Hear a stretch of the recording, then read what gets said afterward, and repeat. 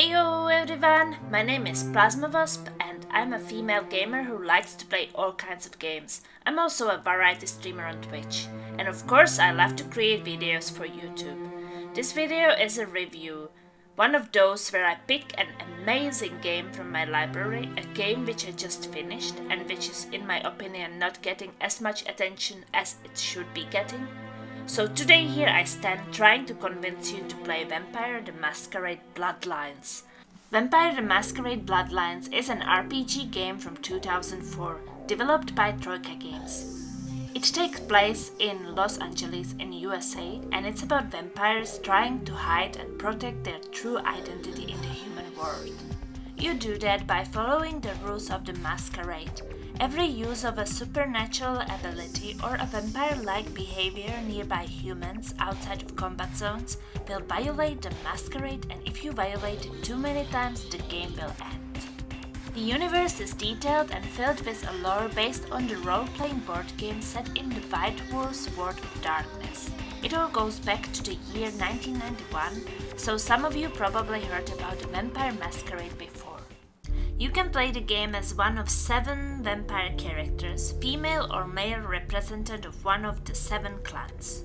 Those are angry and passionate Bruja, animalistic feral and predatory Gangrel, clinically insane Malkavian, ugly and sneaky Nosferatu, attractive and charming Toreadors, secretive backstabber Stremir, and noble and wealthy leaders Ventru.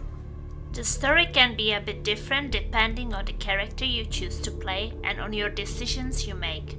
Especially dialogues are very different for different vampire clans. You get a chance to take a test at the beginning of the game, which will give you a suggestion based on your answers. You can accept or make additional changes to your character. It was confirmed that I'm a crazy person because the test gave me a Malkavian. Malkavian dialogues are very different from all the others. I have to say that even I didn't always understand what I was saying, especially at the beginning of the game when I accidentally refused a tutorial. I heard many opinions about it that a Malkavian is not a good choice for the first playthrough, but I don't agree with them. I enjoyed the crazy conversations a lot and I learned to understand my character better. So if you make sure that you don't refuse the tutorial in the first conversation you will have after arriving to Santa Monica, you will be fine. The only character I think it would be difficult to play during your first playthrough would be the Nosferatu. Because they are so ugly, so they don't look like humans, and that's why they have to hide a lot. Everything what I said until now points to my conclusion that the game has a high replayability value. Vampire the Masquerade Bloodlines is an open world game with 4 different areas: Santa Monica, Downtown, Hollywood and Chinatown. You start in Santa Monica and you unlock the other areas as the story progresses. After unlocking them, you can travel between them freely. Sometimes the game sends you to a certain new location for just one mission. Santa Monica and Downtown have many missions. Hollywood has fewer missions and Chinatown has very few. It's a consequence of the situations where the developer was forced to rush the release of the game. I should probably mention that Vampire the Masquerade Bloodlines was released on 16th of November 2004. Which was the same day Valve's Half-Life 2 was released. The publisher Activision set a strict deadline for completion, so Bloodlines was released incomplete and had hard times competing with the Half-Life 2 hype. Of course I've played Half-Life 2, it was fun and very polished game. In my opinion, if Troika Games got more time for completing and polishing of their game and kept the quality and quantity of the first areas, it would have been even better than Half-Life 2. There are different ways to handle combat situations in the game. You can specialize in fist, melee weapon and firearms skills. These 3 are common for all clans, but every clan has special disciplines which can also help in combat. You need blood to use your clan disciplines, so you try to keep your blood bar full by sucking whoever is available without violating the Masquerade. Random people, prostitutes, rats, your enemies. You can even visit a blood bank and buy blood packs instead. You also do that for the reason of not getting into a frenzy state, when you are low on blood and you start uncontrollably attack and suck people around you, which will cause a violation of the Masquerade if you are not in a combat zone. Let's have a look on my Malkavian character, for example. I put my skill points into melee combat and into defense, which is a combination of a mental attribute Wits and a talent Dodge. From the Malkavian disciplines, I chose to get Dementation and Obfuscate to tier 4. Obfuscate gives me invisibility. Higher tier I get, less movement limitations I have, and longer duration.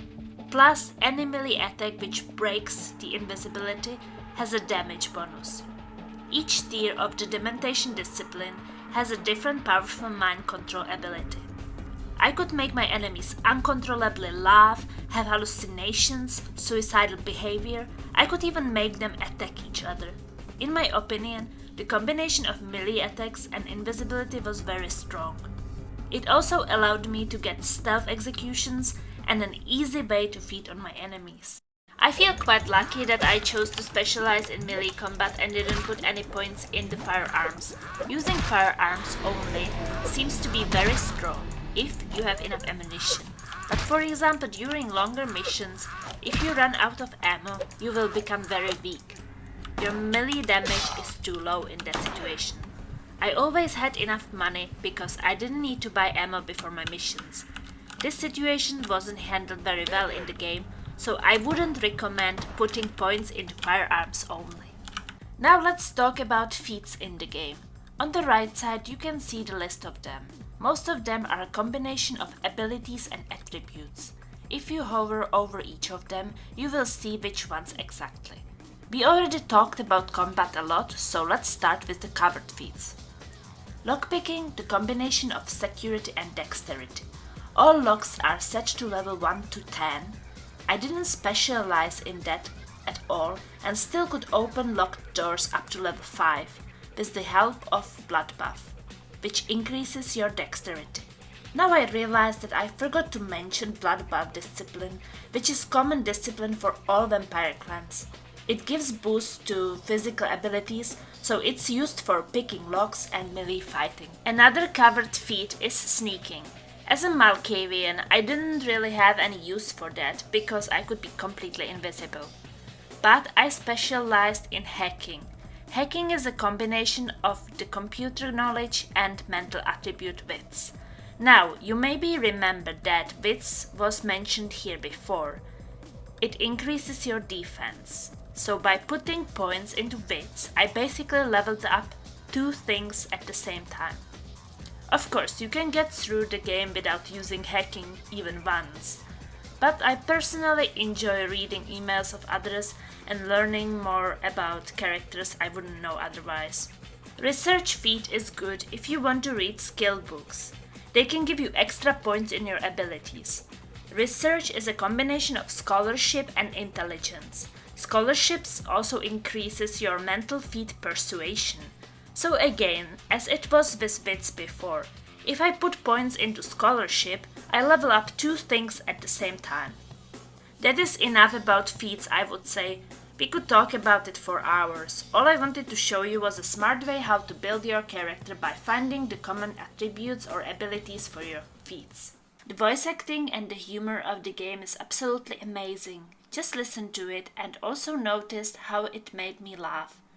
Having a good laugh in games is very important to me, and it's definitely a strong side of the game. I'll tell you, crazy stuff happens all the time, and it's like we just get used to it, just going our way, but this, I don't know, these killings are chilling. Who are you? What are you doing back here?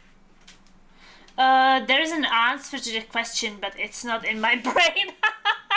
Okay. There is an important thing I would like to mention in the end. As I already said before, the game was rushed, so its original version has many bugs. There is a way around it. You can use an unofficial patch which fixes most of them. It also can add an additional content, but I skipped that part of the patch on my first playthrough. You will still probably experience some glitches in the game, but definitely much less. Look at this one, for example.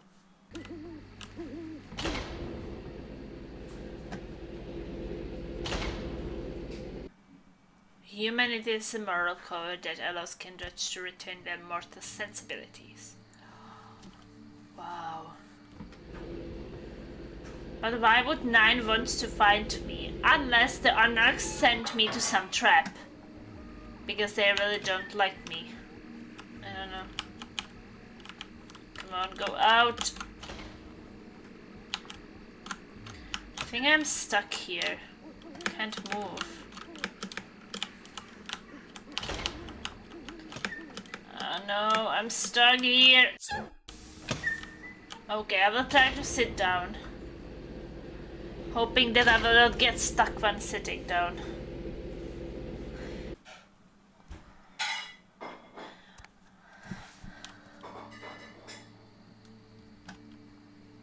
Oh no! Holy moly, this got even worse! I broke the game! I broke the game. Plasma broke the game! Oh, this is so nice.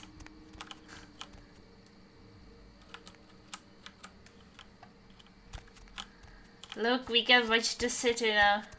Now let's wrap it all up. The RPG part of the game is great, especially in the first areas. It gets a bit worse in the end. The story is quite linear, but because there are more characters you can pick, there are more ways how to play the game. The unofficial patch I mentioned before is must-have in my opinion. I really hope that I convinced some of you to try the game. If you have any additional questions or comments, please share them in the comments below. And that's it from me for now. Take care everyone, and I will see you next time. Ta-da!